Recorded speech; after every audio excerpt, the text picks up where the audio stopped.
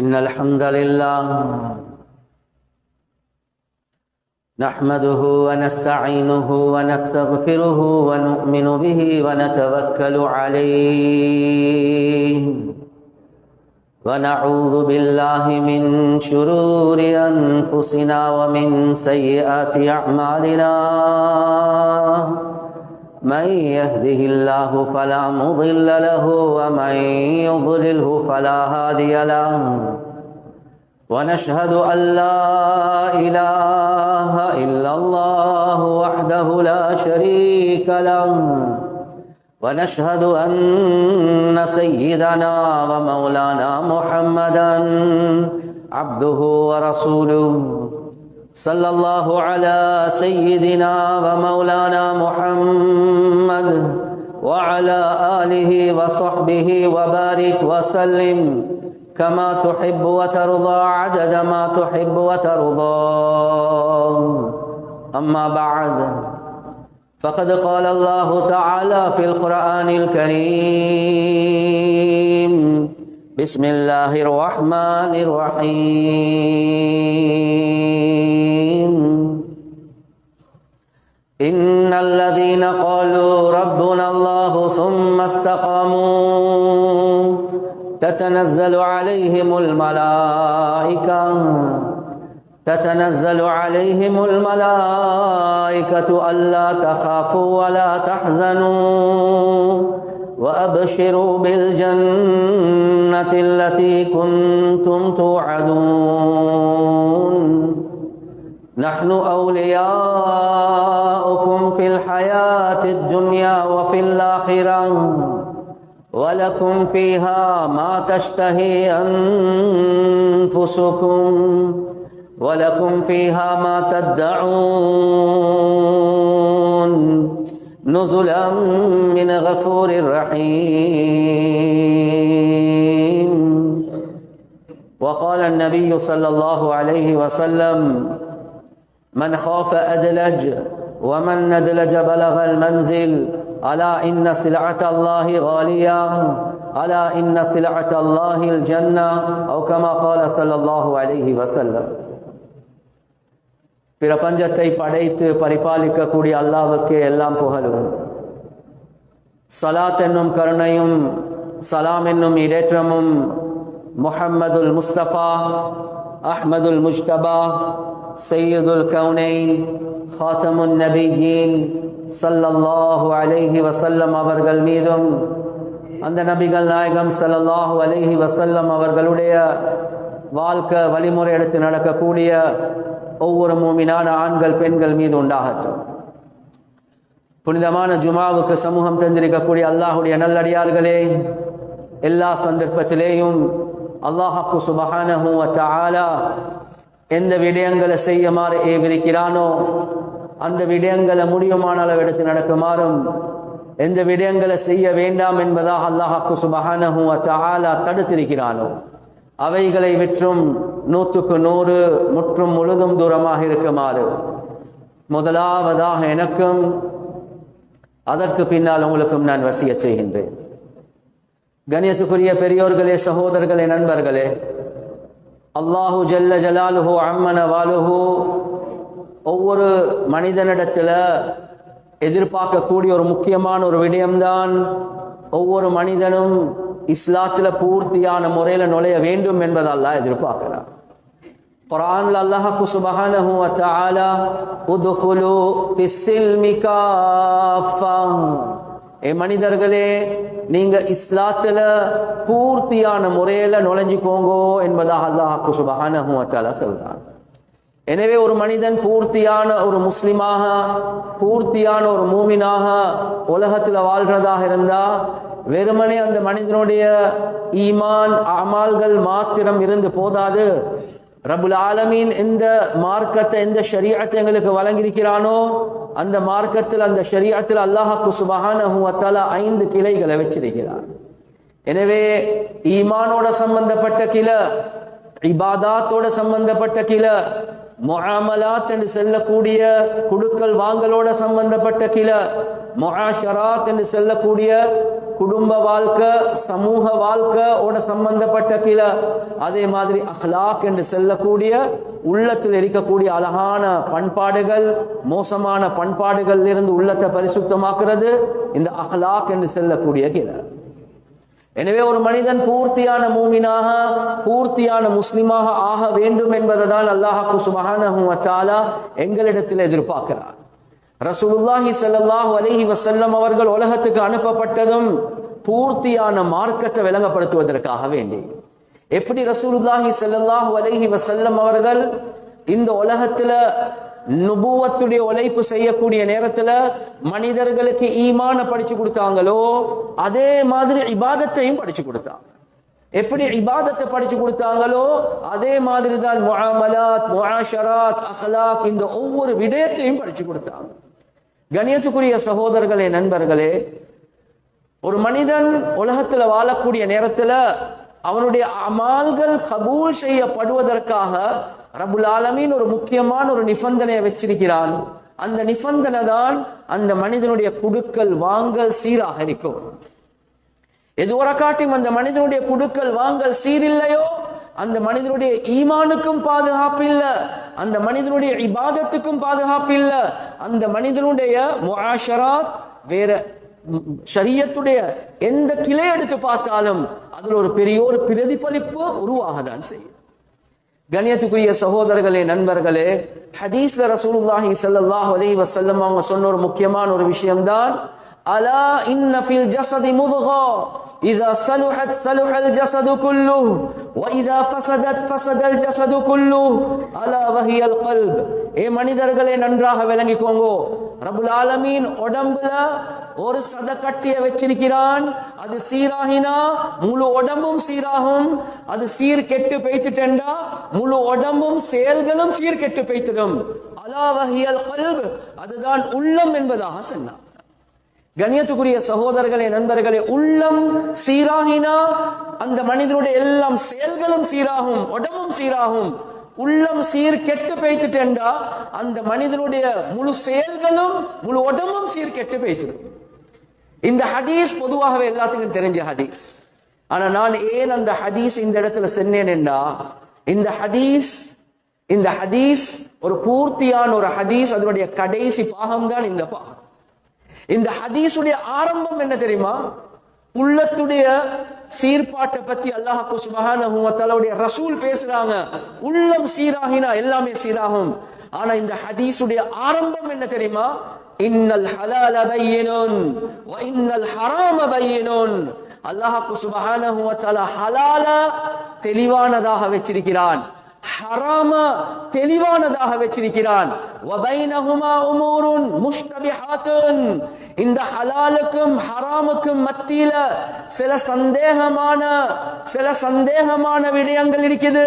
ஒரு மனிதன் அவர் பாதுகாப்பு பெறுறதாக இருந்தா இந்த சந்தேகமான விடயங்கள்ல இருந்து தன்னை பாதுகாத்துக்கோங்கோ என்பதாக ரசூலுல்லாஹி ஸல்லல்லாஹு அலைஹி வஸல்லம் அவங்க சொன்னாங்க. இந்த ஹதீஸுடைய கடைசிக்கு தான் ரசூலுல்லாஹி ஸல்லல்லாஹு அலைஹி வஸல்லம் அவங்க சொன்னாங்க, உள்ளம் இருக்குது, உள்ளம் சீராகினா எல்லாமே சீராகும். ஆனா அந்த உள்ளம் சீராகிறதுக்கு ஹதீஸுடைய ஆரம்பத்துல ரசூலுல்லாஹி ஸல்லல்லாஹு அலைஹி வஸல்லம் அவங்க சொன்ன முக்கியமான விஷயம்தான் ஹலால் தெளிவானது, ஹராம் தெளிவானது, சந்தேகமான விடயங்கள்ல தலப்போட வானம் என்பதாக சொன்னார். எனவே கண்ணியத்துக்குரிய சகோதரர்களே, நண்பர்களே, நானும் நீங்களும் வாழக்கூடிய இந்த உலகம் இருக்குது, பல வகையான சந்தேகமான குடுக்கல் வாங்கல்கள் ஏராளமான அமைப்பில் இருக்குது. ஹராம் ஹலாலுடைய பேணுதல் யாருக்கு இல்லையோ அவருடைய உள்ளத்தை அவருக்கு ஒருபோதும் சீராக்க முடியாது என்பதுதான் அந்த ஹதீஸ் எங்களுக்கு தெளிவாகவே சொல்லுது. கண்ணியத்துக்குரிய சகோதரர்களே, நண்பர்களே, கியாமத்துடைய நாள் ஹதீஸ்ல தெளிவாகவே வருவது, அல்லாஹ் 5 கேள்விகளை கேட்பான். அந்த 5 கேள்விகளுக்கு ஜவாப் சொல்லாம அவருக்கு காலை தூக்கி முன்னுக்கு வைக்க முடியாது. முதலாவது கேள்வி, உன்னுடைய வாழ்க்கையை எப்படி கழிச்சாய்? இரண்டாவது கேள்வி, உன்னுடைய வாலிபத்தை எப்படி கழிச்சாய்? மூணாவது கேள்வி, ஒவ்வொரு சதத்தையும் எப்படி சம்பாதிச்சாய்? நாலாவது கேள்வி, ஒவ்வொரு ஒவ்வொரு சதத்தையும் எப்படி செலவழிச்சாய்? அஞ்சாவது கேள்வி, கற்ற அறிவுக்கு இல்முக்கு என்ன அமல் செஞ்சாய்? 5 கேள்விகள்ல 2 கேள்வி குடுக்கல் வாங்கலோட சம்பந்தப்பட்டது. எப்படி சம்பாதிச்சாய்? ஒவ்வொரு சதத்தை எப்படி செலவழிச்சாய்? 5ல் 2 என்று சொன்னா 100க்கு 40%. 40% ரப்புல் ஆலமீன் கியாமத்துடைய நாள்ல கேட்கக்கூடிய கேள்வி குடுக்கல் வாங்கலோட சம்பந்தப்பட்டது. ஹஜ்ரத், நான் தஹஜ்ஜுத் தொழுது கொண்டிருக்கிறேன். ஒரு 40 வருஷமா ஒரு நாள் சரி தஹஜ்ஜுத் மிஸ் இல்ல. நான் ஒவ்வொரு நாளும் 2 ஜுஸு 3 ஜுஸு குர்ஆன் ஓதி கொண்டிருக்கிறேன். இதெல்லாம் சரிதான். இது கபூல் ஆகிறதாக இருந்தா உங்களோட குடுக்கல் வாங்கல் சீராக இருக்கும். கண்ணியத்துக்குரிய சகோதரர்களே, நண்பர்களே, ரசூலுல்லாஹி ஸல்லல்லாஹு அலைஹி வஸல்லம் அவங்க சொன்னாங்க, ஒரு மனிதன் பிரயாணத்துல இருக்கிறார். அந்த பிரயாணத்துல இருக்கக்கூடிய நேரத்துல அவர் கையேந்தி துஆ கேட்கிறார். ஹதீஸ்ல வருவது பிரயாணத்துல கேட்கக்கூடிய துஆ கபூல். ஆனா இந்த மனிதனுடைய விஷயத்துல ரசூலுல்லாஹி ஸல்லல்லாஹு அலைஹி வஸல்லம் அவங்க சொன்னாங்க, ஃபமத்அமுஹு ஹராமுன் வமல்பஸுஹு ஹராமுன் வமஷ்ரபுஹு ஹராமுன் வகுதிய பில் ஹராம் ஃபஅன்னா யுஸ்தஜாபு லஹு துஆ. அவருடைய சாப்பாடு ஹராம், அவருடைய குடிப்பு ஹராம், அவருடைய உடம்பு வளர்க்கப்பட்டு இருக்கிறது ஹராத்தால.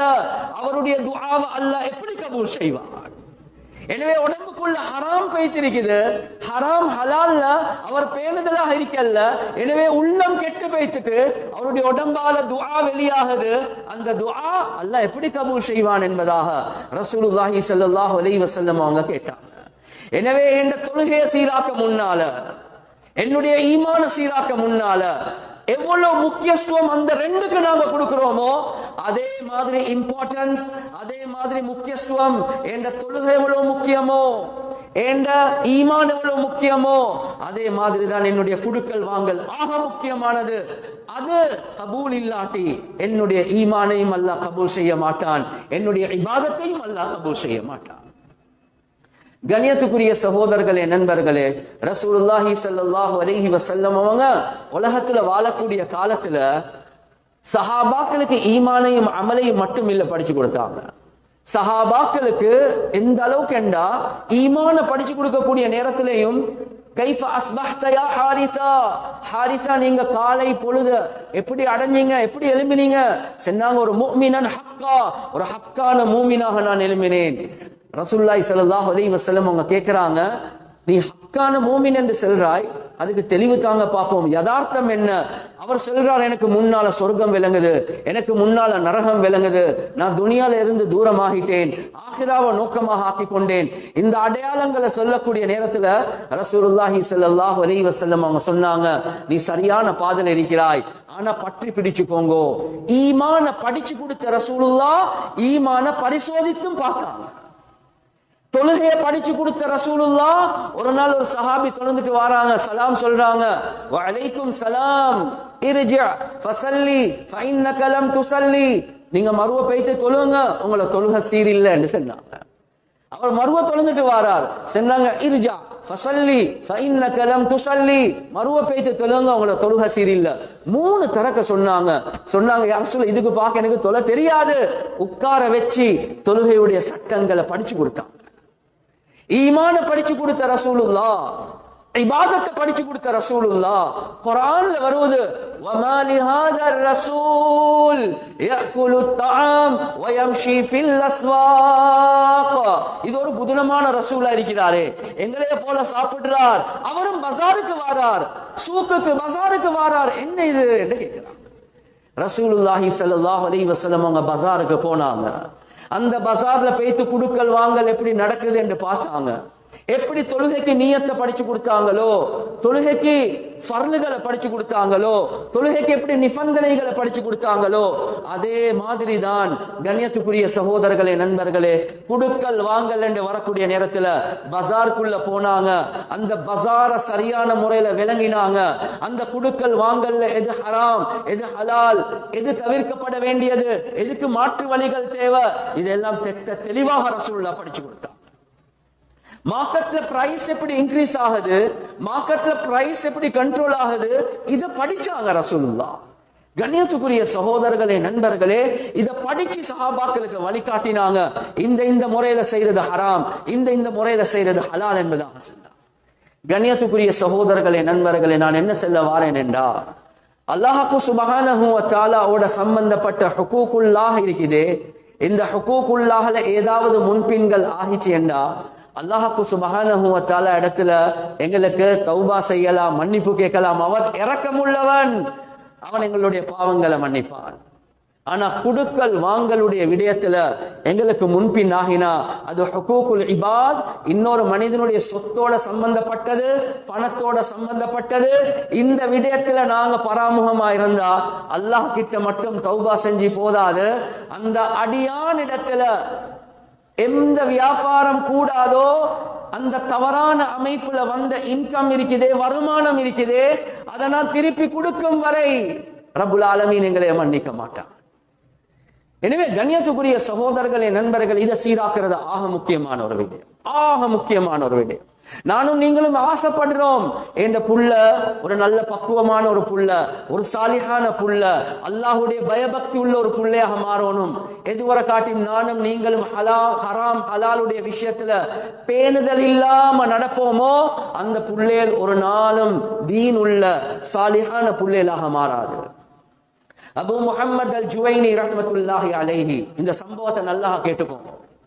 அபு முஹம்மத் அல் ஜுவைனி ரஹ்மத்துல்லாஹி அலைஹி அவங்க சொல்றாங்க, என் வாப்பா கல்யாணம் முடிக்கிறதுக்கு முன்னாலே ஆசைப்பட்டாங்க, எனக்கு ஒரு நல்ல சாலிஹான புள்ள கிடைக்கணும், அந்த புள்ளையின் மூலமாக முழு உலகத்துல தீன பரப்பணும் என்பதாக ஆசைப்படுறாங்க. கல்யாணமே முடிக்கல, ஆனா ஆசை. அவர் சொல்றார், என் வாப்பா அதுக்காக வேண்டி ஹலாலான ஒரு சம்பாத்தியத்தை செஞ்சார். என்ன ஹலாலான சம்பாத்தியம்? கண்ணியத்துக்குரிய சகோதரர்களே, நண்பர்களே, மூத்த உலமாக்கள் எழுதக்கூடிய கிதாப்களை எடுத்து இவருடைய கையெழுத்து நல்லதாக இருந்துச்சு, அதே கிதாப் அழகான அமைப்புல எழுதி கொடுப்பாங்க, ஒரு கூலி ஒன்று எடுப்பாங்க. ஹலாலான சம்பாத்தியம். எனவே சுதந்திரமான பெண்களுக்கு மத்தியில் ஒரு சாலிஹான பெண்ணை தேர்ந்தெடுக்க பார்க்கிறா, ஒரு சாலிஹான பெண் கிடைக்கல, ஒரு அடிமை பெண்ணை உருமை விட்டு அந்த அடிமை பெண்ணை, ஸ்லேவ் உமன், அந்த அடிமை பெண்ணை தேர்ந்தெடுத்து திருமணம் முடிக்கிறாங்க. ஏன்? அவகிட்ட இருந்த தக்குவ காரணமாக வச்சு ஒரு பக்குவமான ஒரு பெண்ணை திருமணம் முடிக்கிறாங்க. ஏன்? இந்த புள்ள சாலிஹான புள்ளையாக ஆகும். மூணாவது ஹலாலான சம்பாத்தியம், இரண்டாவது என்ன? சாலிஹான மனைவி. குழந்தை கிடைச்சதுக்கு பின்னால மனைவிக்கு சொன்னாங்க, அந்த புள்ளைக்கு நீங்க மட்டும்தான் பால் கொடுக்கணும், வேற யாருமே கொடுக்க கூடாதுன்னு. ஒரு நாள் என்ன நடக்குதுண்டா, கண்ணியத்துக்குரிய சகோதரர்களே, நண்பர்களே, புள்ள அழுந்து கொண்டிருக்குது. மனைவி உள்ளுக்கு அபு முஹம்மத் அல் ஜுவைனி சொல்றாங்க, நான் சின்ன காலத்துல அழுந்து கொண்டிருந்தேன், உம்மா கிச்சன்ல இருக்கிறா, அடுத்த வீட்டு வேலைக்காரி, அடுத்த வீட்டு அடிமை பெண், அந்த காலத்துல அடிமைத்தனம் இருந்துச்சு, அந்த அடிமை பெண் ஓடிக்கொண்டு வந்து என்னைய தூக்கி அப்படியே பாலை கொடுக்கறதுக்கு ஆரம்பிச்சுட்டு, அவட உடம்பால வரக்கூடிய பால். இந்த நேரத்துல என் வாப்பா வந்தாங்க, கண்ட உடனே திகைச்சிட்டாங்க, வந்து என்னைய பறச்சு எடுத்தாங்க, என் வாய்க்குள்ள விரல போடுறாங்க, வாந்தி எடுக்க வைக்கிறான், சத்தி எடுக்க வைக்கிறான். எல்லாமே ஆச்சரியப்பட்டான். நாங்களும் சொல்லுவோமே, ஹராம் ஹலால் எல்லாம் பேணணும் தான், ஆனா டூ மச் போக கூடாதுன்னு சொல்லுவோம். டூ மச், இதெல்லாம் டூ மச் என்று சொல்லுவோம். இப்ப எல்லாத்துக்கும் ஆச்சரியம், ஒரு பெண்ணுடைய உடம்பால வரக்கூடிய பால், இதுலயும் ஹராம் ஹலால், இவருக்கு என்ன அப்பா பிரச்சனை இருக்குது? வாந்தி எடுக்க வைக்கிறார். எந்த அளவுக்கு சொன்னாங்கன்றா, யஸ்ஹலு அலைய அய்யமூத் வலா யஃப்சுது தபுஹு பிஷுர்பி லபனி கைரி உம்மிஹி. என்ற மகன் வாந்தி போட்டு போட்டு போட்டு மௌத்தா போறதை நான் சபர் செய்வன், பொறுமை செய்வன். ஆனா என்ற மகனுடைய உடம்புக்குள்ள சந்தேகமான பால் பெய்திருக்குது, இதால இவன் சுபாவம் மாறுறது என்னையால தாங்கல என்பதாக கேட்டாங்க. என்ன பிரச்சனை? சொன்னாங்க, ஒரு அடிமை பெண், சுதந்திரமான பெண் அல்ல, இந்த அடிமை பெண்ணுக்கு எஜமானுடைய அனுமதி இல்லாம பால் கொடுக்க இயலா. இஸ்லாம் சொல்லுது, எஜமான் அனுமதி இல்லாம ஓடி வந்து பாலை கொடுக்கிறா, இது ஹராமா ஹலாலா என்பதாக கேட்டான். கண்ணியத்துக்குரிய சகோதரர்களே, நண்பர்களே, வாப்பட ஆசைய போல மகன அல்லாஹ் பெரிய ஆலிமாக்குறான். எந்த அளவுக்கு பிரபலியமான ஆலிம் என்ற இமாமுல் ஹரமைன், மக்கா மதீனாவுடைய இமாம் என்பதாக சொல்லுவாங்க. ஷாஃபிஈ மத்ஹபுடைய ஆக முக்கியமான ஒரு இமாம். எவ்வளவு கிதாப்கள் எழுதினாங்க. அவங்களோட கிதாப் மதரசாக்கள்ல படிச்சு கொடுப்பாங்க, அழகான பயான்கள் செய்வாங்க. ஆனா வாழ்க்கையில் ஒரு பிரச்சனை இருந்துச்சு. பயானம் செஞ்சு கொண்டே போகக்கூடிய நேரத்துல சில நேரங்கள்ல தடமாற்றம் வரும். அந்த ஒவ்வொரு நேரத்திலையும் சொல்லுவாங்க, ஹாதா மின் பகாயா தில்கல் மஸ்வா, இது என்னண்டா, அந்த பெண்ணுடைய சந்தேகமான பாலை நான் உறிஞ்சி எடுத்தனே, அந்த பால் அதுதான் என்னுடைய உடம்புல இருந்து இந்த தடமாற்றத்தை உண்டாக்குது என்பதா. கண்ணியத்துக்குரிய சகோதரர்களே, நண்பர்களே, இந்த அளவு ஹராம் ஹலால் பேணினாங்க. நானும் நீங்களும் யோசிக்கணும், புதிய ஒரு பிசினஸ் ஒன்று வந்துச்சேண்டா அது ஹராமா ஹலாலான்னு பாக்குறது இல்ல.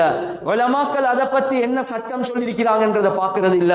கண்ணியத்துக்குரிய சகோதரர்களே, நண்பர்களே, தொழுக என்று வந்தா, ஹஜ் என்று வந்தா எப்படி ஃபர்லுகள் இருக்குதோ, உதாரணத்துக்கு தொழுக 17 ஃபர்லு அல்லது 19 ஃபர்லு என்று நாங்க சொல்லுவோம். இந்த ஒவ்வொரு ஃபர்லுக்குள்ளேயும் ஷுரூத் என்று சொல்லக்கூடிய நிபந்தனைகள் இருக்குதா இல்லையா? நிபந்தனைகள் இருக்குதா இல்லையா? உதாரணத்துக்கு ஹஜ் செய்யக்கூடிய நேரத்தில் தவாஃப் பண்றது ஒரு ஃபர்து. அந்த தவாஃபுக்குள்ள ஷுரூத்கள் நிபந்தனைகள் இருக்குதா இல்லையா? வுதுவோட செய்யணும், அந்த கிளாக்கோட அந்த திசைக்கு அடுத்த திசைக்கு போகணும், எந்த அமைப்புல செய்யணும் என்ற நிபந்தனைகள் இருக்குது. அந்த ஃபர்லுக்குள்ள ஷுரூத்கள் இருக்குது, நிபந்தனைகள். கண்ணியத்துக்குரிய சகோதரர்களே, நண்பர்கள், அல்லாஹ் மீது சத்தியமாக சொல்றேன், அதே மாதிரி குடுக்கல் வாங்கல் என்று வந்தா, அந்த குடுக்கல் வாங்கல் என்று வரக்கூடிய நேரத்துல எப்படி ஃபர்லுகள் தொழுகல ஷுரூத்கள் நிபந்தனைகள் இருக்குதோ அதே மாதிரி தான் ஒரு கான்ட்ராக்ட் என்று வந்தா அந்த கான்ட்ராக்ட்ல ஃபர்லுகளும் இருக்குது, ஷுரூத் என்று சொல்லக்கூடிய நிபந்தனைகளும் இருக்குது. இந்த ஒன்றுமே விளங்காம நானும் நீங்களும் புதுசா ஒரு பிசினஸ் வந்திருக்குது, நல்ல இன்கம் இருக்குதாம், ஆன்லைனாம், வீட்டுல இருந்து செஞ்சு கொள்ளையிலுமாம், தாராளமாக செய்வோமே என்று பேச்சு செய்கிறோம். கண்ணியத்துக்குரிய சகோதரர்களே, நண்பர்களே, ஹராம் ஹலால் பேணாததின் காரணமாக லட்சக்கணக்கு அல்ல கோடி கணக்கு சம்பாதிச்சாலும் அதில் எந்த பரக்கத்தும் அல்லாஹ் வைக்க மாட்டான்.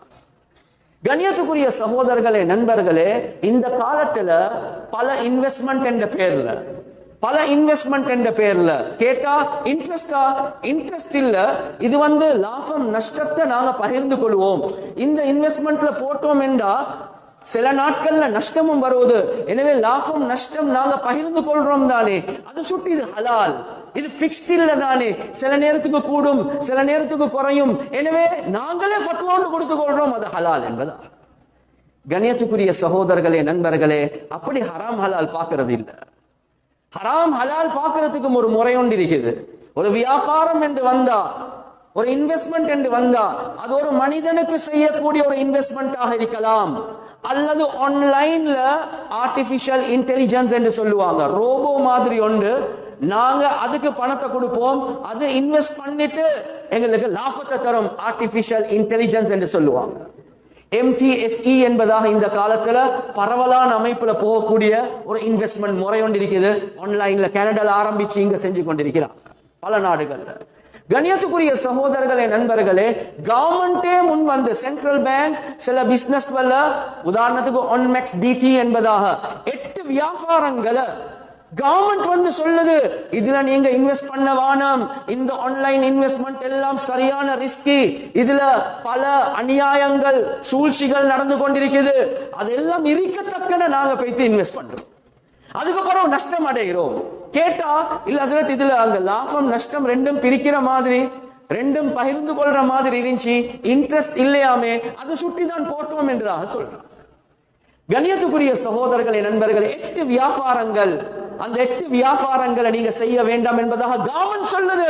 ஆனா கவலைக்குரிய விஷயம், எங்கட முஸ்லிம்கள் செஞ்சு கொண்டிருக்கிறாங்க, கோடி கணக்கு நஷ்டம் அடைகிறாங்க. இப்ப புதுசாக MTFE என்பதாக வந்திருக்குது. கண்ணியத்துக்குரிய சகோதரர்களே, நண்பர்களே, நான் சுருக்கமான சில உசூல்களை சொல்றேன். நீங்க இன்வெஸ்ட் பண்ண போறீங்களா, முதலாவதாக பாருங்க, நான் யாரோட இன்வெஸ்ட் பண்ண போறேன் என்பதை பாருங்க. அது ஒரு ஆன்லைனா அல்லது பிசிக்கலி எங்களுக்கு முன்னால் இருக்கக்கூடிய ஒரு மனிதனா, எந்த அளவுக்கு நம்பகரமான தன்மை இருக்குது, அவர்கள் செய்யக்கூடிய அந்த இன்வெஸ்ட்மெண்ட் இருக்குது, நான் பணத்தை கொடுக்கிறேன், அவங்க எங்க இன்வெஸ்ட் பண்றாங்களோ அதையும் நாங்க பார்க்க வேண்டியது. முதலாவது விஷயம், எனக்கும் அந்த மனிதன் அல்லது எனக்கும் அந்த ஆன்லைனுக்கு மத்தியில் உள்ள கான்ட்ராக்ட் என்ன?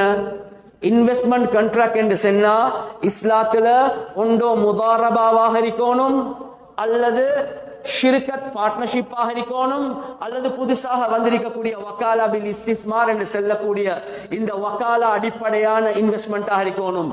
எனவே நான் இன்வெஸ்ட் பண்ண போறேன் 1 கோடி 1 லட்சம் 10 ரூபாவாக இருந்தாலும் என்னுடைய இன்வெஸ்ட்மெண்ட் அது முதாரபாவா, அது வக்காலாவா, அது முஷாரக்காவா, இது ஒன்றுமே தெரியாது. இது லாபம் நஷ்டம் ஏதோ பகிர்ந்து கொள்ற மாதிரி சொன்னாங்க, அது சுட்டி போட்டேன் என்று சொல்றார். இல்ல, முதலாவது கான்ட்ராக்ட் பாருங்க. அந்த கான்ட்ராக்ட்ல லாபம் நஷ்டம் பகிர்ந்து கொள்றது மாத்திரம் அல்ல, உங்களோட லாபத்துடைய விகிதாசாரம் எவ்வளவு என்று கான்ட்ராக்ட்ல போடப்பட்டிருக்குதான்னு பாருங்க. அது போடப்பட்டில்லையா உங்களோட கான்ட்ராக்ட் அது வேலிட் இல்ல, அது பாத்தில் ஆகிடும் என்பதை விளங்கி. லாபம் எவ்வளவு நஷ்டம் எவ்வளவு என்பதை பர்சன்டேஜ், வரக்கூடிய லாபத்தில் 50% எனக்கு 50% உங்களுக்கு, அல்லது 80% எனக்கு 20% உங்களுக்கு, இந்த தெளிவு அதுல இல்லாட்டி சில கான்ட்ராக்ட்கள் அது பாத்தில் ஆகிடும். கண்ணியத்துக்குரிய சகோதரர்களே, நண்பர்களே, இத பத்தியும் தெரியா. இது முதலாவது விஷயம். ரெண்டாவது விஷயம் என்ன, நான் பணத்தை கொடுக்கிறேன், அந்த பணத்தை எங்க அவங்க பிசினஸ் செஞ்சு எனக்கு லாபத்தை கொண்டு வராங்க, இந்த விஷயமும் தெரியா. கண்ணியத்துக்குரிய சகோதரர்களே, நண்பர்களே, நேத்து கிட்டத்தட்ட 50 நிமிஷம் ஒரு வீடியோ ஒன்று பார்த்தனேன். சிலர்கள் போஸ்ட் பண்ணி கொண்டே இருக்கிறாங்க, ஹஜ்ரத் இது கொஞ்சம் பாருங்களே, இது கொஞ்சம் பாருங்களே, நான் எத்தனையோ லட்சம் எத்தனையோ மில்லியன் போட்டிருக்கிறேன். MTFE 50 நிமிஷம் ஸ்ரீலங்கன் ஒரு முஸ்லிம் வாலிபர் அதை பத்தி விளங்கப்படுத்துறார். இது இப்படிதான், இது இப்படிதான், அது சுட்டி ஹலால் தான் என்று சொல்றார். வல்லாஹி சொல்றேன், அது 50 நிமிஷத்தை கேட்டதுக்கு பிறகு கவலையா இருக்குது.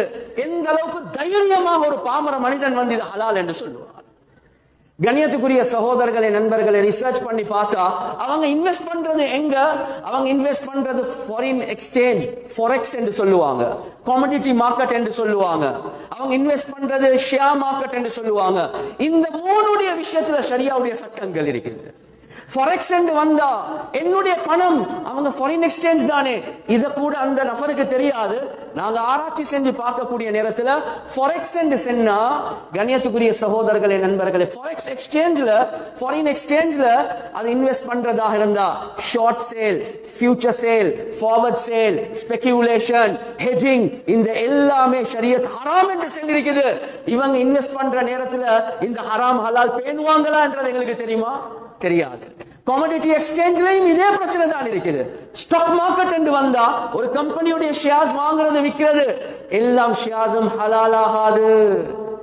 ஒரு கம்பெனியுடைய ஷேர்ஸ் ஹராமா ஹலாலா என்று பார்க்கிறதுக்கு 5 நிபந்தனைகள் இருக்குது. பிசினஸ் பார்க்கிறது ஆக முக்கியம், அவங்க வட்டிக்கு எடுத்திருக்கக்கூடிய விகிதாசாரத்தை பார்க்கிறது முக்கியம், அவங்க வட்டிக்கு எவ்வளவு கொடுத்திருக்கிறாங்க என்ற விகிதாசாரத்தை பார்க்கிறது முக்கியம், அந்த கம்பெனிக்கு இம்பர்மிசபிள் ஹராமான இன்கம் 5% பார்க்க குறைவாக இருக்கிறது ஆக முக்கியம். இப்படி பல நிபந்தனைகள் இருக்குது. ஏண்ட பணம் எந்த ஷேர்ஸ்ல இன்வெஸ்ட் பண்ணப்படும் என்று சுத்தமாக தெரியாது. கேட்டா சொல்றார் லாபம் நஷ்டம் எல்லாம் பகிர்ந்து கொள்றாமே என்று சொல்றார். கண்ணியத்துக்குரிய சகோதரர்களே, நண்பர்களே, இன்னும் ஒரு விஷயம், எங்கட பணத்தை என்ன செய்வாங்கன்னா கிரிப்டோ கரன்சிக்கு கன்வெர்ட் பண்ணிட்டு இந்த கிரிப்டோ கரன்சி என்று வரக்கூடிய நேரத்திலே முழு உலகத்தில் உள்ள உலமாக்களுக்கு மத்தியில் பல கருத்து வேறுபாடுகள் இருக்கு. ஸ்ரீலங்கன் கவர்மெண்ட் கிரிப்டோ கரன்சியில் இருந்து நீங்க பாதுகாப்பு பெறுங்கோ, நாங்க இதுக்கு உத்தரவாதம் இல்லை என்பதாக ஸ்ரீலங்கன் கவர்மெண்ட் சொல்லுது. இவ்வளோ கேள்விகள் இருக்கக்கூடிய நேரத்தில் ஒரு முஸ்லிம் வாலிபர் சிம்பிளா சொல்றார், எனவே இதுல இப்படிதான் நல்ல விஷயம் தானே. கண்ணியத்துக்குரிய சகோதரர்களே, நண்பர்களே, எப்படி நாங்க ஃபத்வா செய்வோம்? எனவே எத்தனையோ கம்பெனிஸ் இப்படி பாப்அப் ஆகி கவர்மெண்டோட தொடர்பு இல்லாம பாப்அப் ஆகி 1 வருஷம் 2 வருஷம் பிசினஸ் செஞ்சு எவ்வளவு கோடி கணக்கு பொழு வச்சுட்டு போகக்கூடிய அமைப்பு, அதுல கூடையாக எங்கட முஸ்லிம்கள் மாட்டிப்படுறது தான் சரியான கவலையாக இருக்கு. எங்கட முஸ்லிம்கள் தான் கூடையாக போறாங்க. கஷ்டமான காலம், வறுமையான காலம், ஆனா அதுக்காக வேண்டி இந்த மடத்தனத்தோட நாங்க வியாபாரம் செய்யறது இருக்கிறே, அல்லாஹ் ஒரு நாளும் இதுக்கு மன்னிப்பு தர மாட்டார். எப்படி தொழுகைக்கு முன்னால தொழுகையுடைய சட்டங்கள் படிக்கிறது ஃபர்லோ, எப்படி நோம்புக்கு முன்னால நோம்புடைய சட்டங்கள் படிக்கிறது ஃபர்லோ, கியாமத்துடைய நாள் எப்படி சம்பாதிச்சாய், எப்படி செலவழிச்சாய், ஒவ்வொரு சதத்துக்கும் நானும் நீங்களும் ஜவாப் சொல்லதான் வேணும். இல்ல யாரெல்லாம் புதுசா ஒன்று வந்துச்சு, அது நல்லா இருந்துச்சு, அது அந்த ராஃபம் நஷ்டம் பிரிக்கிற மாதிரி இருந்துச்சு, அது சுட்டி நான் இந்த மாதிரி ஜவாப் அல்லாஹ் எதிர்பார்க்க மாட்டான்.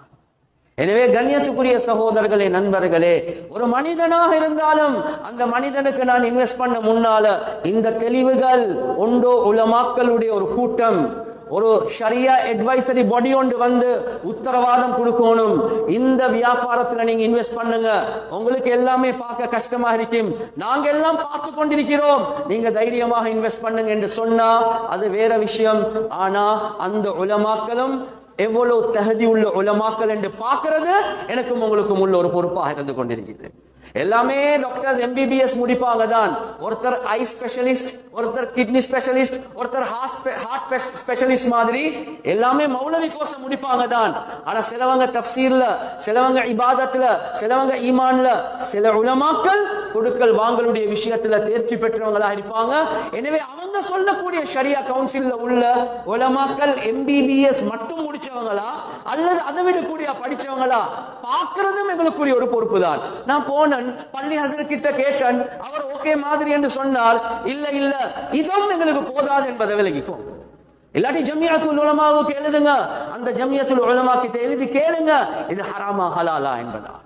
கண்ணியத்துக்குரிய சகோதரர்களே, நண்பர்களே, குடுக்கல் வாங்கலுடைய விஷயத்துல இந்த பேணுதல் எங்களுக்கு கிட்ட வராத வரை எங்களுடைய ஈமான் சீராகாது, எங்களுடைய இபாதத் சீராகாது. நாங்க பேட்டா பஜார்ல போயிட்டு பிசினஸ் செஞ்சாலும், ஒரு முஸ்லிம் சகோதரரோட பிசினஸ் செஞ்சாலும் அந்த கான்ட்ராக்ட் என்னன்றதை பாருங்க.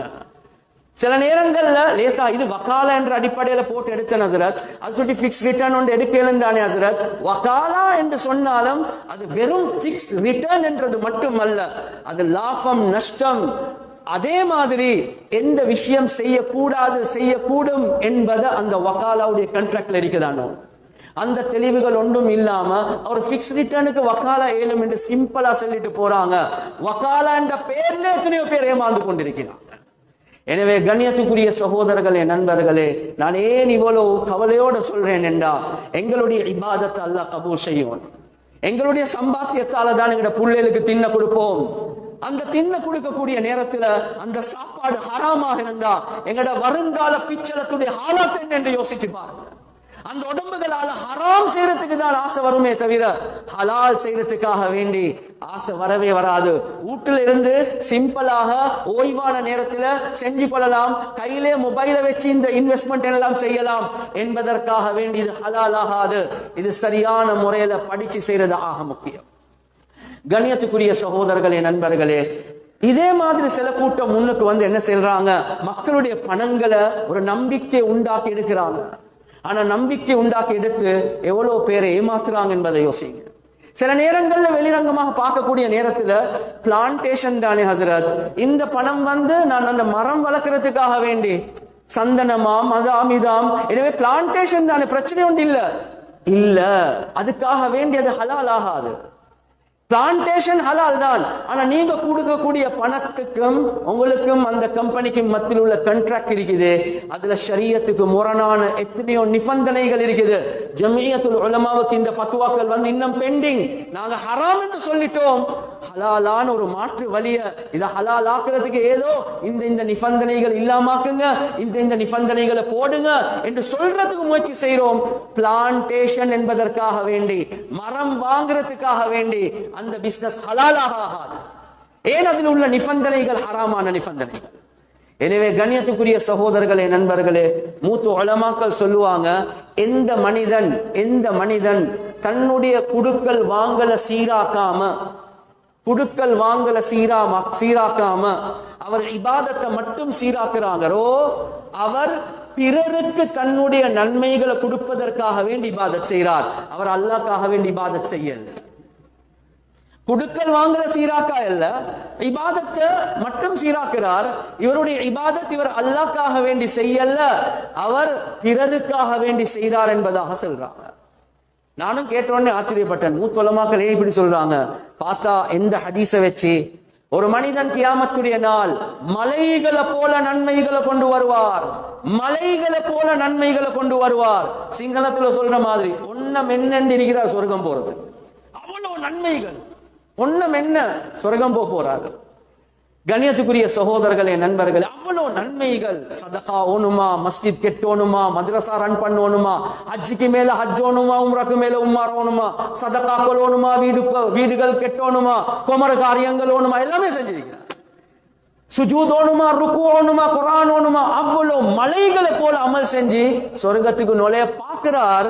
இந்த நேரத்தில் ஒருத்தர் வந்து கம்ப்ளைண்ட் பண்றார். என்ன கம்ப்ளைண்ட்?